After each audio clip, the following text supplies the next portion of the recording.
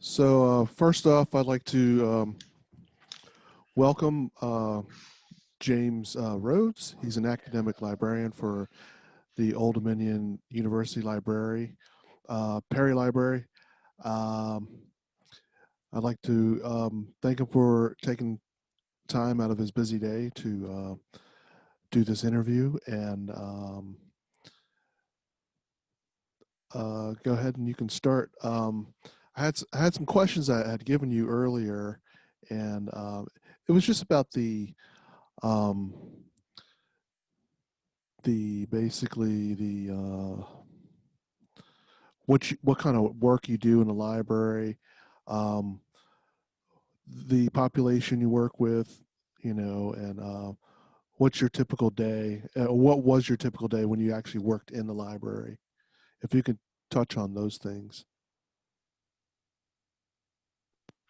Okay, so I'm the social sciences librarian for Perry Library at Old Dominion University Libraries, and I work with students, with faculty, and with staff, and sometimes with outside researchers. Um, I work with multiple departments.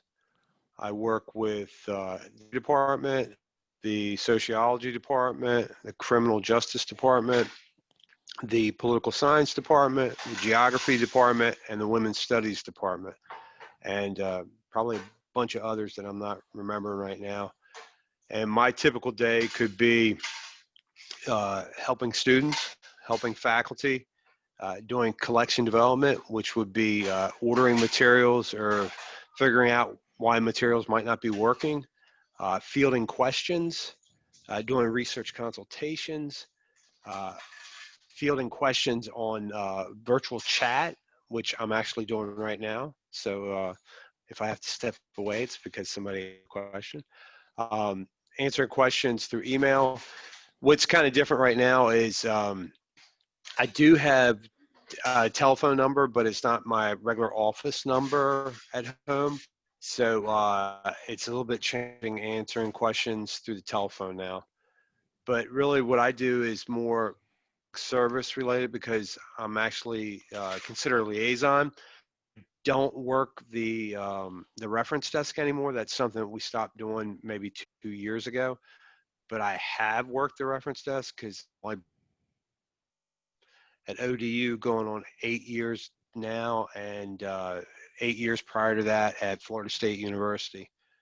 So I have a little bit of familiarity with being a librarian. Okay. So what kind of professional organizations are you involved in, like as an academic librarian? Um, so different librarians do things different ways. So some librarians are very active in outside organizations, and then others, like myself, I'm not a member of ALA. I'm not a member of ACRL. Um, I do participate in some organizations outside because of committee work that I do. I work with Viva. Then I also work with there's a Tidewater Consortium, but those aren't like paid memberships. Those are memberships that I've been appointed to. Can you explain what Viva is and the Tidewater Consortium? Just a little, brief summary of what they are. Those groups. They're both consortiums. Viva is made up of all the academic and community college libraries in Virginia. There's a standing membership that maybe I want to say 7 or 8 libraries are standing members, and there's a committee that makes decisions on collections. And collection decisions would involve anything that could be ebooks, it could be databases, it could be tools, could be indexes. And then there's a steering committee that takes the recommendations from the committee that I'm on. It's called the Collections Committee. They call it COCO. That's its nickname. And the steering committee, which is comprised of the deans or directors of the big libraries, make the decision. I think there might be a couple standing members from like maybe one from the community colleges and from others, but there is a website for Viva, so I would direct you there. And that's something librarians do all the time is direct people to other places. But that you can get good information about Viva there. And the Tidewater Consortium is just really, it's a group of academic libraries, both research and community college level here in this Hampton Roads area. Okay. Um, what conferences have you attended, or would you recommend to anybody who would want to become an academic librarian at some point in time?